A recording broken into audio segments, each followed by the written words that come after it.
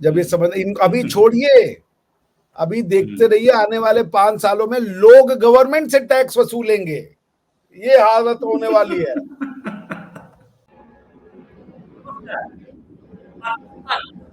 जो है वो अब बेचने जा रहे हैं पीआईए, और खबरें ये कि कतर उसे $2 बिलियन में खरीदने वाला है।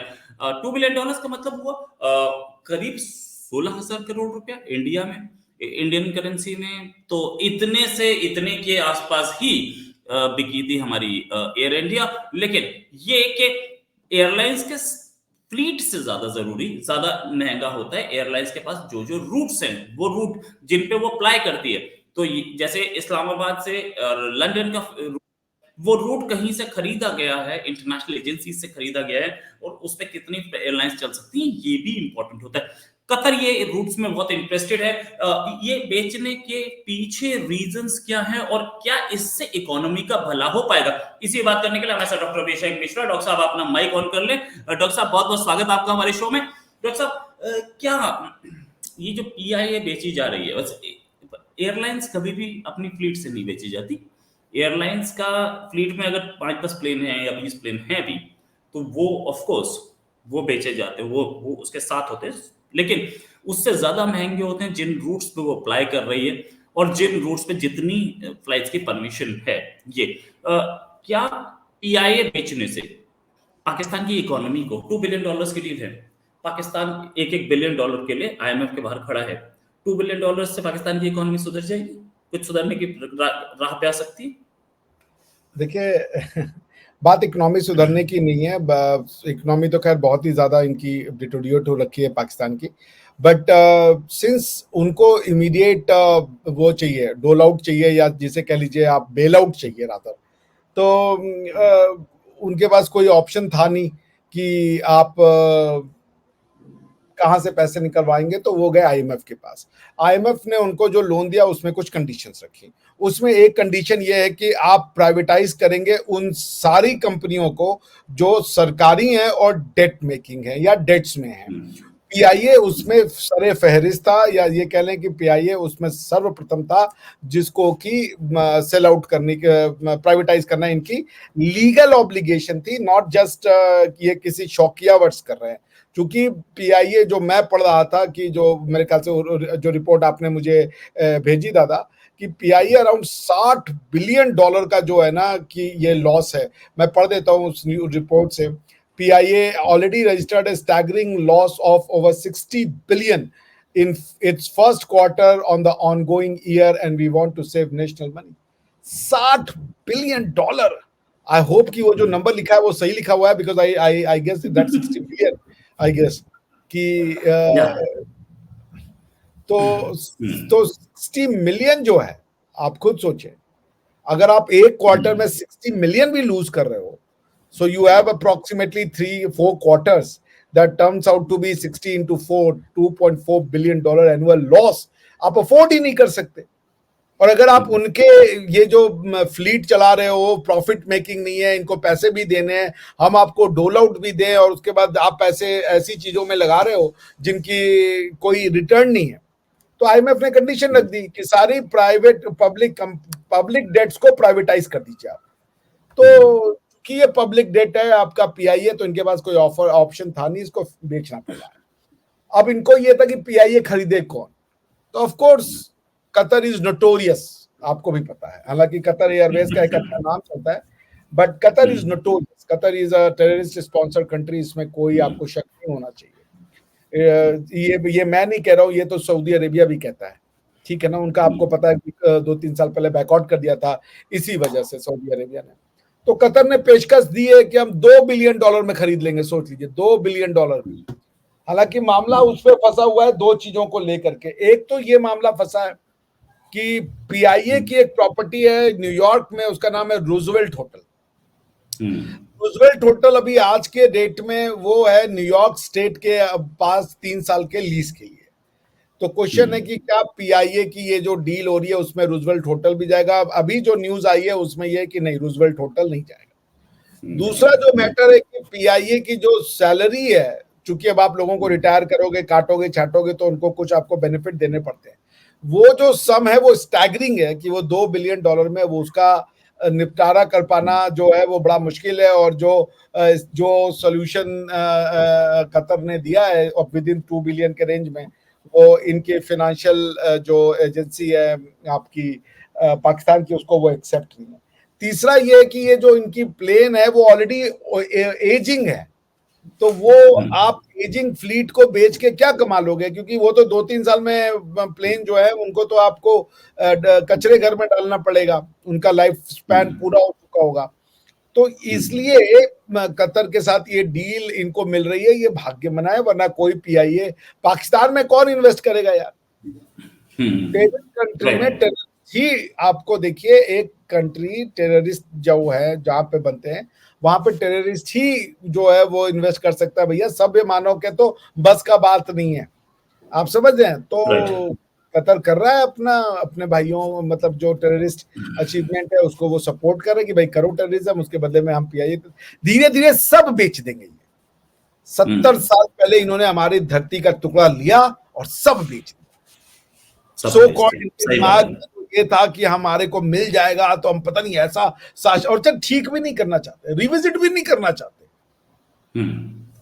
ये मिस मैनेजमेंट, मिस गवर्नेंस। अच्छा ये देखिए इस्लामिक उम्मा के नाम पे ये हर चीज बेच देना चाहते, हर चीज बेच देना चाहते, कुछ नहीं बचेगा इनका कि तुम अगर वो मतलब तुम्हारे में इतनी कुवत पैदा करो ना कि तुम कतर का खरीद लो। Impossible, impossible. इस्लामिक उम्मा तुम्हारा ही खरीद लिया, तुम सबसे जाके वो जो है भीख के कटोरे में भीख मांगो आप। तो इन्होंने भारत की उस पवित्र भूमि को, राम के शहर, श्री राम के पुत्र लव के शहर लाहौर को, और गांधार रीजन में पड़ने वाले तक्षशिला को, जहां से ज्ञान की गंगा बही है, दुनिया को ज्ञान दिया है तक्षशिला ने, विदेशी पढ़ने आते थे, पता नहीं कौन सा ज्ञान ले लिया कि वो तक्षशिला का ज्ञान को इन्होंने कैंसिल कर दिया। एक पता नहीं कि यहां जाहिलिया था, तक्षशिला उनके लिए जाहिलिया है, ये सोच है इनकी, सोच लीजिए तक्षशिला जाहिलिया है और ये जो जो कर रहे हैं वो बड़ा ज्ञान का मंबा चला रहे हैं। भाई ठीक है, चलाइए भाई, चलाइए, पीआईए बेचिए, उसके बाद गवर्नमेंट बेचिए, उसके बाद जो है कतर का ही एक प्रोविंस बन के रहिए या चाइना का, यही आपका तकबिल है। सही बात है, सही बात है। अच्छा डॉक्टर साहब, ये चीज के क्या आपको लग रहा है कि एक अभी पीआईए का बेसिकली एजिंग फ्लीट भी है, नो डाउट अबाउट इट, कोई कंट्री इसे खरीदेगा तो उसके बाद पाकिस्तान के पास अपनी कोई एयरलाइंस रह जाएगी, कोई प्राइवेट? सारी के साथ सब खत्म हो जाएगा, इनकी प्राइवेट एयरलाइंस पहले से ही बंद होने की कगार पे खड़ी है, तो मतलब कंट्री का एविएशन ही खत्म हो गया, कोई पाकिस्तानी ऐसा नहीं है जो उसे खरीद पाए। पाकिस्तानी कौन है भाई, पाकिस्तानी कोई टेरिटोरियल आइडेंटिटी नहीं है, पाकिस्तानी एक उम्मा की आइडेंटिटी है। पाकिस्तानी को अपने जमीन से मतलब नहीं है, वो कतरी से मिल गए हम, हाय कतर, ये हाय अरब, हाय तुर्की, इसमें है, इनका अपनी जमीन से कोई लेना देना नहीं। जो वो रूट्स है, मैं रिपोर्ट पढ़ रहा था जो आपने मुझे फॉरवर्ड किया था, उसमें जो ये कतर है वो ये कह रही कि 5-6 जो रूट है वो प्रॉफिटेबल है, उनमें प्रॉफिट होने की पूरी संभावना है, मगर चूंकि ये मिसमैनेजमेंट कर चुके हैं इसलिए वो प्रॉफिटेबल जो प्रॉफिट मेकिंग रूट है वो उनके लिए लॉस मेकिंग हो गया। जो रूट प्रॉफिट मेकिंग है उसमें पाकिस्तान से जिद्दा, पाकिस्तान से टोरंटो, पाकिस्तान से मिलान, पाकिस्तान से न्यूयॉर्क, ऐसे करके 8-10 रूट उन्होंने आइडेंटिफाई किया है, which has the potential of earning huge revenue, but because of the gross misgovernance Pakistan finds itself in a position of selling its asset। अब वो बेच दे भाई, सब बेच दे, वो एक दिन घर बेच देंगे भाई, सब बेच देंगे, पोर्ट बेच दिया, एयरपोर्ट बेच दिया, उसके बाद सी पोर्ट बेच दिया, हमें तो लग रहा है ये यूएसबी पोर्ट ना बेच देंगे। नहीं वो भी बेचा इन्होंने, मोटोवेज बेचे इन्होंने, क्या नहीं बेचा इन्होंने, फातिमा जिन्ना पार्क को मोर्टगेज किया, ईमान बेच दिया प्रॉब्लम है। हाँ, ईमान बेच दिया, सबसे बड़ी चीज ईमान बेच दिया। इनके अपने मौलाना बोलते हैं कि ईमान बेच दिया, हम बोलते हैं ईमान बेच दिया, वर्ल्ड बोलती है ईमान बेच दिया, मुस्लिम उम्मा बोलता है ईमान बेच दिया, पाकिस्तान एक जगह और ईमान बेचता दिख रहा है। ये सपोर्ट कर रहा है हमास के आतंकवादियों को, जबकि हमास को सारी दुनिया आतंकवादी बोल रही है। क्या पाकिस्तान का इंटरनेशनल स्टैंड ही टेरर को सपोर्ट करने पे टिका? Pakistan always find itself on the wrongs because कि इनको कुछ पता नहीं है सही क्या है गलत क्या है। ये वही हैं जिन्होंने हमास को मारा था कुछ साल पहले।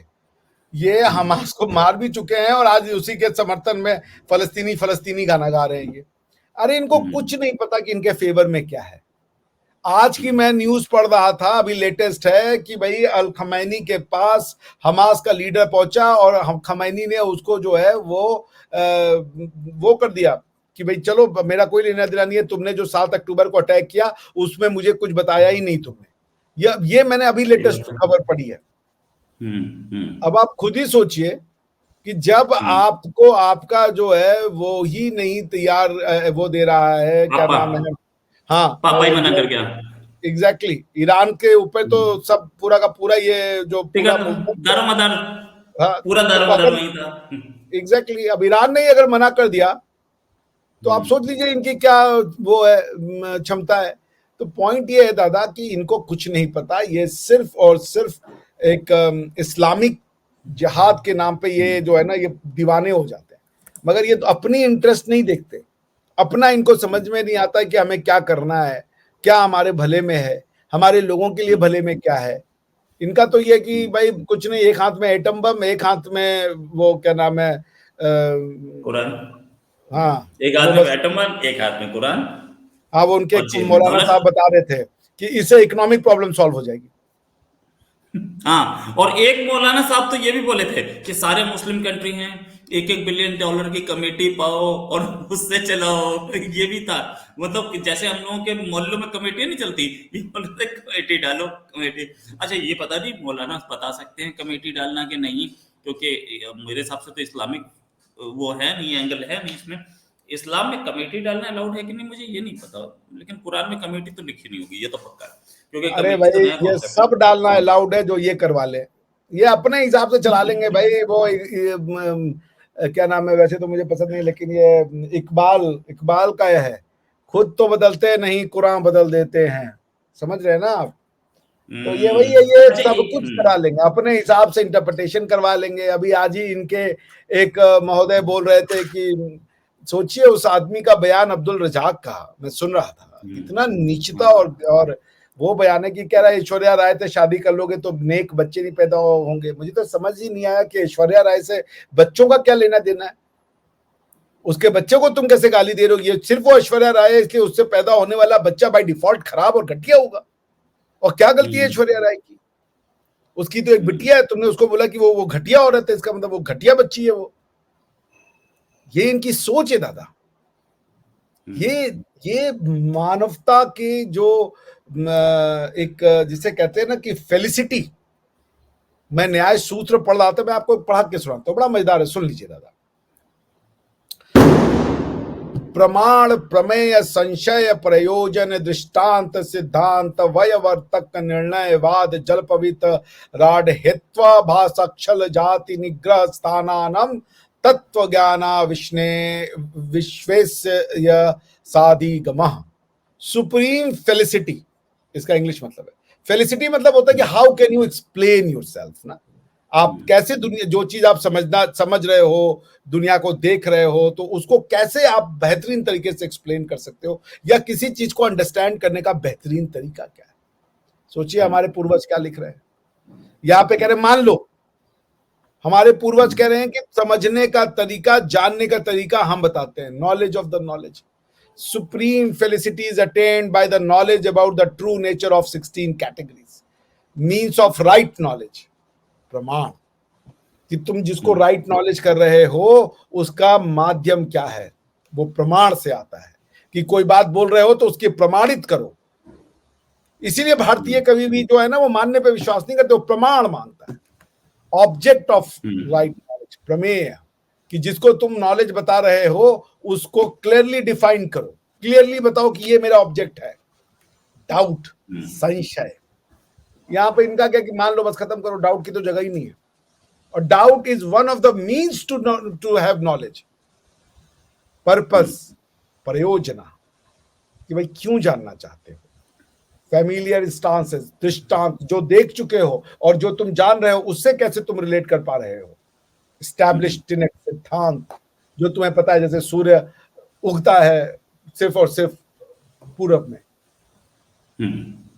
आप समझ रहे हैं? सोचिए जब बिल्कुल सही मेंबर्स अव्यय की किसके लिए तुम जानना चाह रहे हो? इंसान अलग है, प्राणी अलग है, वृक्ष अलग है, कंफ्यूटेशन तर्क, असर्टनमेंट निर्णय, डिस्कशन वाद, और ये हमको कह रहे हैं कि हमने ग्रीस से लिया है ये। आप सोचिए।